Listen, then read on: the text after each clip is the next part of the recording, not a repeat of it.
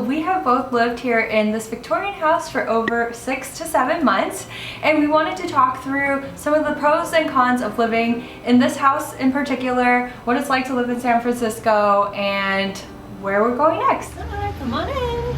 We're on the second floor, and when you first enter, you'll notice this super skinny stairway that may have been converted at one point. The stairs are like really skinny.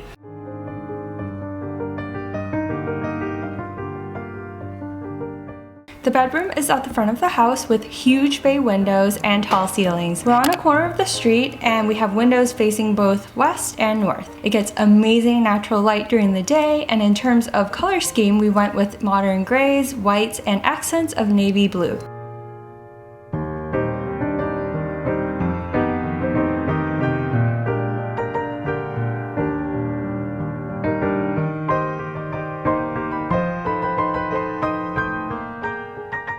During the day, I use this space to film for YouTube, and at night, we close the tall blue velvet curtains and occasionally have dinner in here. We have yet to use the fireplace because honestly, I don't know how to turn it on, and I am so scared of burning down the house. On the opposite side is my closet, which I just showed in my previous video, so if you want to see how I organize my clothes as a fashion blogger, check out the link in the description.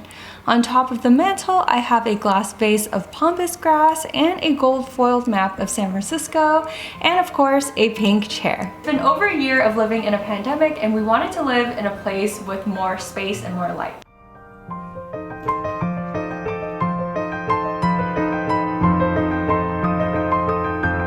Next, let's walk over to the second bedroom that we've converted into an office space and an at-home gym. Scott installed LED lights so he can change the ambiance in here for when he's gaming. It also has a small closet for storage. And then look at these shutters, so strange.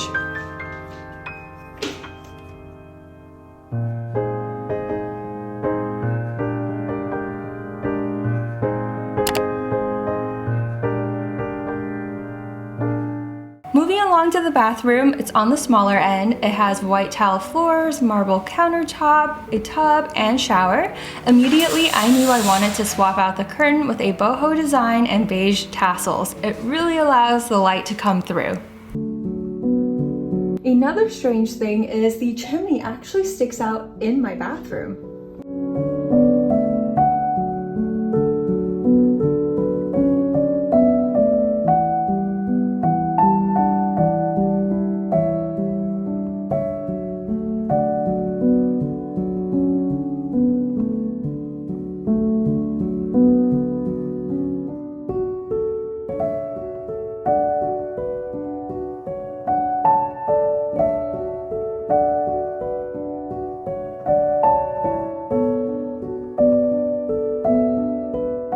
Scott ended up taking the spare room and he converted it into an office, and then I work out of the living room, and I really love that I converted this little nook section into an office space. Pretty much have the whole place as your office, and then I have the office room as my space.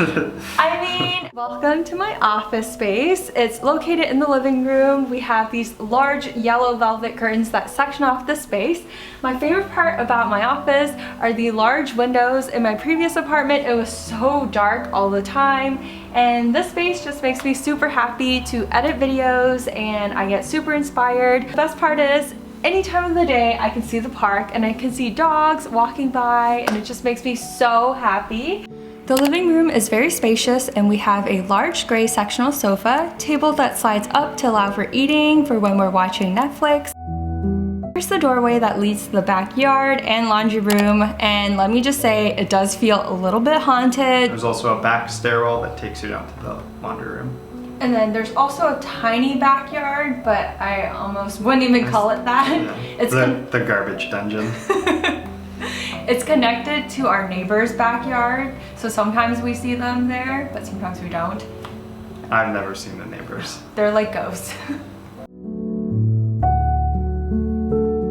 Onto the kitchen, which we used a ton during quarantine. The cabinets are a bit dated, but it's a fully functional kitchen with a gas stove, island, bay window for herbs, and here is the pantry and the kitchen where I store all of my different snacks. I personally love to cook and experiment with different Asian recipes.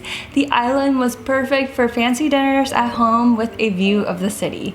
I really wish I had the opportunity to host my friends at this apartment because I think it would have been the perfect place for gatherings to enjoy food, play games, and have a good time. There's trade-offs in living anywhere, but with the Victorian house specifically, the main downsides, as we were talking about, is like it can be kind of noisy if it's not updated.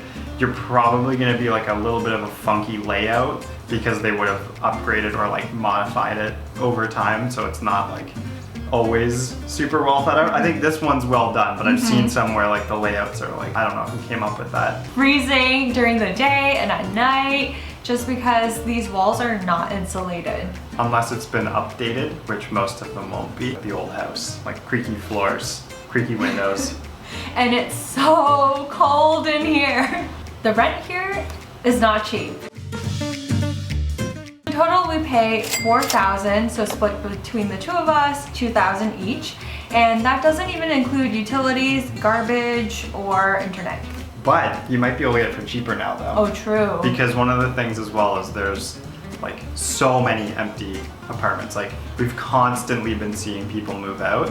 So I would say if you're looking for a new place now, make sure to negotiate. Location is also, you're paying a premium for that. Let's talk through some of the pros of living in this house. For me, as a full-time content creator, what I was looking for was natural lighting with a lot of giant windows. Another thing we loved about this place is it's super walkable to all of like the main streets on Fillmore, to Japantown. It's like less than 5 minutes away, and there's like 2 different parks in this neighborhood with tons of dogs. I think that was probably one of my highlights of living here. 50 dogs sometimes in the park. Crazy, so many. They're all so cute too. Street parking's been pretty good. My old place, we used to live near the Painted Ladies. Impossible to park there. The location is great as well. So like the noise in that you get used to, and then you get all of these benefits. In our next place where we're going to move, we're heading to San Diego. So we're staying in California. I know a lot of you were wondering where we were going to go. We rented an entire home, so that will be fun to have a backyard, a parking spot, and just test out living in a new city. I hope you learned something new and it helped you decide whether or not you want to live in a Victorian house in San Francisco.